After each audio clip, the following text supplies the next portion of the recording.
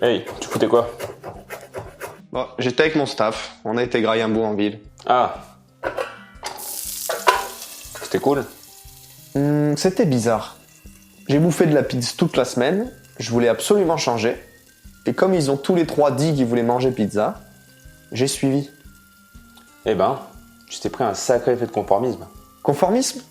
Tu parles de Solomon H là, non? Ouais. Ça te dit un truc? Plutôt, oui. Et eux, tu penses que ça leur dit un truc? Ils ont pas l'air bien vifs quand même. Peut-être mieux qu'ils participent à une de nos séances. Bon, avant toute chose, faudrait peut-être leur replacer un peu le contexte et leur parler un peu du bonhomme. Je m'en occupe. Solomon H, c'est un psychologue américain. En 1952, il se fait connaître pour son expérience sur le conformisme, celle qu'on va vous présenter aujourd'hui. Mais ça a également été un grand professeur à Harvard. Il a influencé les psychologues sociaux du XXe siècle, notamment Stanley Milgram. Oui, le gars des chocs électriques et de la soumission à l'autorité. Mais on reviendra sur ce joyeux luron plus tard. Ouais, en ce qui concerne l'expérience, l'objectif du mec est de démontrer le pouvoir que peut avoir un groupe sur l'individu, ce qui aboutira à l'étude du conformisme et ouvrira les portes à une panoplie de recherches sur l'influence sociale. D'accord, alors ça c'est super, sinon... Oui bah ça va, ça vient. Ouais, parce qu'on sait comment ça se passe. On lance la vidéo de vulgarisation, on zappe l'intro, et d'un coup d'un seul, on est tout perdu. Alors... Hein? Eh bien, il a réuni 50 groupes de 8 étudiants. Dans chaque groupe, tous les étudiants étaient des complices, excepté un seul, qu'on appelle le sujet naïf. Chacun des 8 participants devait dire si le bâton A avait la même taille que le bâton B, C ou D. Tous les membres du groupe devront donner leur avis à l'oral et devant les autres. Chaque groupe devra passer 18 essais, et sur ces 18 essais, les complices feront exprès de se tromper 12 fois. C'est ce qu'on appelle des essais critiques. En résumé, le sujet naïf se retrouve donc en contradiction avec les 7 autres membres du groupe, et ça 12 fois sur 18. H, sur les 12 essais critiques, il va faire varier une chose, l'intensité de l'erreur. En gros, à quel point les complices vont avoir des erreurs flagrantes. Je sais pas si c'est bien clair. Bon, puisqu'il faut illustrer, à chaque essai critique, H va faire varier la taille de l'erreur critique. Parfois, l'erreur critique des complices va être de 1 cm et d'autres fois, elle va être de 5 cm. Donc on est bien d'accord. À ce stade, on constate différentes choses. Premièrement, notre sujet naïf subit 2 forces contradictoires.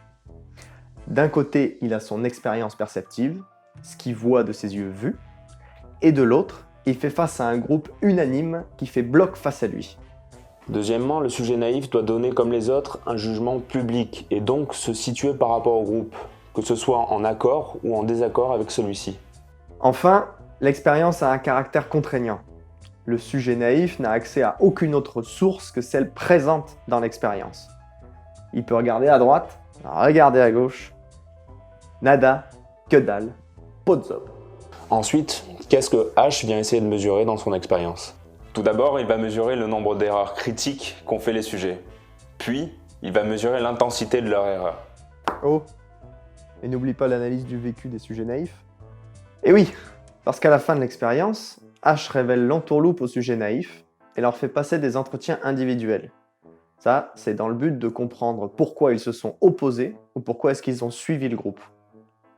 Au fait, dans tout ça, il y a quelque chose qu'on a oublié d'aborder. Qu'est-ce qui nous dit que les sujets naïfs qui se trompent et suivent le groupe sont pas simplement bigleux ou que la tâche n'est pas réellement difficile? Il utilise ce qu'on appelle une condition contrôle. Dans cette condition contrôle, il va demander au sujet de réaliser la même tâche, sauf qu'il va leur demander de répondre à l'écrit et en privé, comparé à la condition expérimentale où il devait répondre à l'oral et en public. Si aucun des sujets ne faisait d'erreur en condition contrôle, c'est que la tâche était réalisable. Hey, pas fou le H.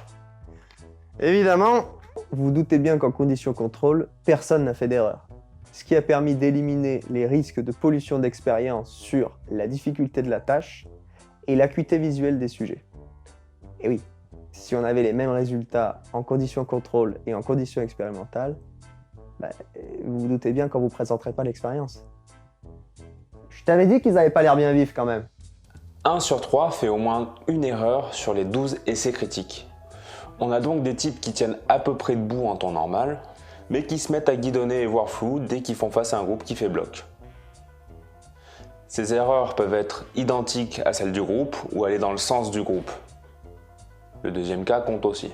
Monsieur H s'est donc posé la question, pourquoi est-ce que seulement une partie de la population se conforme? Avec les entretiens post-expérimentaux, H a pu observer que les sujets ne rapportaient pas le même vécu.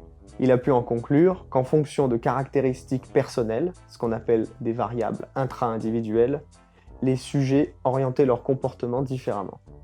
D'un côté du continuum, on a des sujets qui ne font quasiment aucune erreur, tandis que de l'autre côté, on a des sujets qui suivent quasiment tout le temps la majorité. 26% des sujets ne font aucune erreur. 38% des sujets déplacent leur estimation vers celle de la majorité pour plus de la moitié des essais, tandis que le reste navigue un petit peu entre ces deux extrêmes. Là, il y a quand même un truc qui me chiffonne. Quand le groupe fait une erreur hyper flagrante, comment font les sujets naïfs pour pas s'en rendre compte?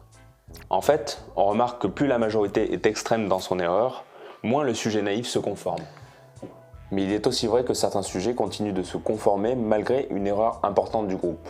La question est de savoir d'où viennent ces différences. Eh ben mes petites cousines, figurez-vous que c'est grâce aux entretiens post-expérimentaux que H a pu faire une distinction entre les sujets qui suivent le groupe et ceux qui ne le font pas. On parle de sujets conformistes et indépendants. Le sujet indépendant, il est un peu mal à l'aise. Il sent bien qu'il y a quelque chose qui ne va pas. Malgré tout, il se fie uniquement à ses propres perceptions. Alors, à la fin de l'expérience, il ne dit pas que les autres avaient tort, mais simplement qu'ils ont eu chacun des perceptions différentes. De l'autre côté, tu as le sujet conformiste. Lui aussi, il est un peu mal à l'aise, mais il ne vit pas l'expérience de la même manière. Il subit ce qu'on appelle des distorsions. Les distorsions,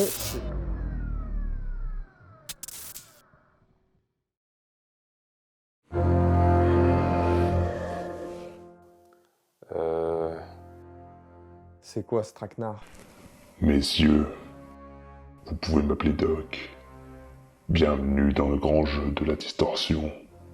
3 types de distorsions vont vous être présentés. À vous de deviner lesquelles, sous peine de passer l'éternité En enfer? À Tourcoing? Sur la prochaine tournée de Gad Elmaleh? Grand Dieu, non! Si vous échouez, vous devrez passer l'éternité en claquettes chaussettes. Que le jeu commence.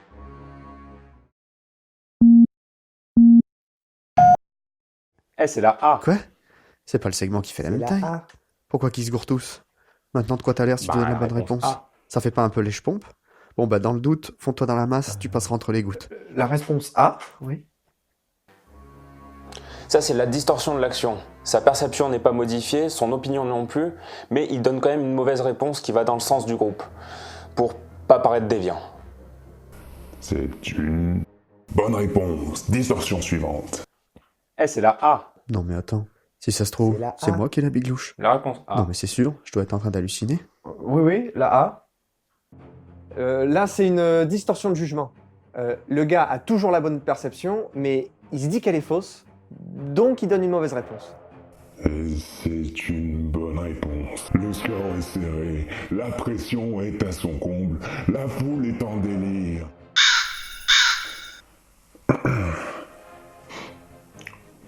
Dernière distorsion. Eh, c'est la A. Ah, C'est maintenant la A. qu'ils le disent, ça a l'air de faire la même Réponse taille. A. Ils ont l'œil aiguisé, ces gars-là. Ouais, réponse A. Bah, ça, c'est la distorsion de la perception. Le mec a complètement vrillé. Il pense carrément avoir vu la même chose que le groupe. Apparemment, nous avons un gagnant. Et notre modèle pied pour le marché hollandais. Messieurs, à bientôt. Et qu'est-ce qui s'est passé? C'était réel au moins? On dirait bien. Dur. Ah, ça me fait un petit style. Bref, Bon, évidemment, le sujet conformiste ne subit pas toutes ces distorsions en même temps, ou les unes après les autres. Quoi qu'il en soit, elles peuvent modifier la perception, le comportement ou même l'opinion du sujet pour que celui-ci aille dans le sens du groupe. Vu comme cela, le conformisme peut sembler être un trait de personnalité. Mais ce n'est pas vraiment un trait fixe. Disons qu'il varie plutôt en fonction du contexte. Effectivement, c'est l'interaction entre les conditions de l'expérience et les variables intra-individuelles qui donne le niveau de conformisme. H a répété son expérience en testant différentes conditions. Par exemple, il a voulu voir ce qu'il se passe si on casse l'unanimité du groupe. Si au cours de l'expérience, tu as un des complices qui rompt avec l'opinion de la majorité, il va devenir un soutien pour le sujet naïf et ainsi faire diminuer l'effet de conformisme de moitié. En revanche, si le sujet est abandonné par son soutien en cours de route, le mec perd sacrément en vaillance. On remonte à 28% d'erreurs. Ah, mais presque autant que l'expérience de départ. Par contre, si le soutien abandonne le sujet naïf en cessant de donner la bonne réponse, mais en donnant une réponse intermédiaire entre l'erreur de la majorité et la bonne réponse, là, le sujet naïf va préférer continuer de suivre son ancien soutien et le taux d'erreur monte à 75%. Ah oui, quand même. Eh mais t'imagines, peut-être que si tu mets le complice face à 250 sujets, tu arrives à te rapprocher des 100% d'erreur. Eh non, c'est pas la taille qui compte, hein. Enfin, là, 3 complices, c'est largement suffisant pour atteindre le niveau d'erreur maximum. T'as beau en rajouter d'autres, ça augmentera plus. Bon, pour résumer, l'effet de conformisme, comment ça marche? Dans le cadre de l'expérience de H, l'effet de conformisme est alimenté par 3 grandes variables à retenir. Le consensus de la majorité, la sensibilité du sujet au conformisme et l'ambiguïté de la situation. Tu sens ça? Merde!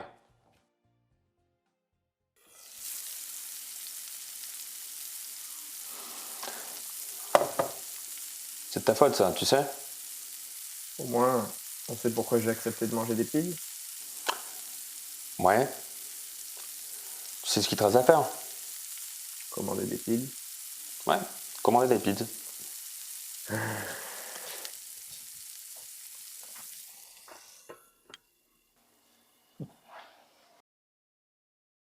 Voilà, ce sera tout pour cette première vidéo des mondes psychosociaux. On espère qu'elle vous aura plu. Si c'est le cas, n'hésitez pas à vous abonner et à nous lâcher un petit pouce. On vous remercie si vous êtes resté jusqu'au bout, et sinon, eh ben, allez bien vous faire poser des jours de congé pour regarder les vidéos en entier. Voilà, ouais. Bon, le format est peut-être un peu long, on va tâcher de faire un peu plus court la prochaine fois. N'hésitez pas à nous dire ce que vous en avez pensé, en bien comme en mal, si vous voyez des points à améliorer. N'hésitez pas non plus à nous dire en commentaire s'il y a des sujets que vous voulez qu'on aborde autour de la psychologie sociale. Enfin, un maxi merci à Lario qui nous a donné vraiment plein de conseils sur comment faire de l'audiovisuel et du montage. C'est un milieu auquel on connaissait pas grand-chose avant de démarrer. Par contre, n'hésitez pas à aller voir sa chaîne parce qu'il fait de sons de malade et des clips de fou. Donc franchement, allez voir Lario Nowhere. Lario Nowhere. À bientôt pour une prochaine vidéo. Et d'ici là, restez curieux et prenez le temps d'y penser. Non. Levez les yeux au ciel et restez astronaute. Non plus. Ah. Et ça, tout le monde s'en fout? Non. Souscrivez à un abonnement? Oh, come on! J'ai marché sur la tête, j'ai couru dans les cendres. J'ai essayé de redresser les gens, je me suis niqué les yeux, je me suis pété les jambes. Et j'ai pas mis la tête, j'ai juste serré les dents. J'emmerde dans les gens, c'est pas ça la vie. Le moral en peine, on est tous ouvriers. Des morales à pelle, qui manquent un appel. La morale est belle, mais vont tous l'oublier. Je sais qu'on trouvera la paix, je sais qu'on trouvera la bonne. Mais que c'est pas aujourd'hui que s'ouvrira la daronne. J'aperçois des signes, mais ça rapporte. Je sais que personne ici nous ouvrira la porte. Là, je peux être coincé, qu'on batte l'échelle. C'est pas en restant assis qu'on va nager. De la tête aux pieds, on a des échelles. Mais on a encore envie, on a de la chatte.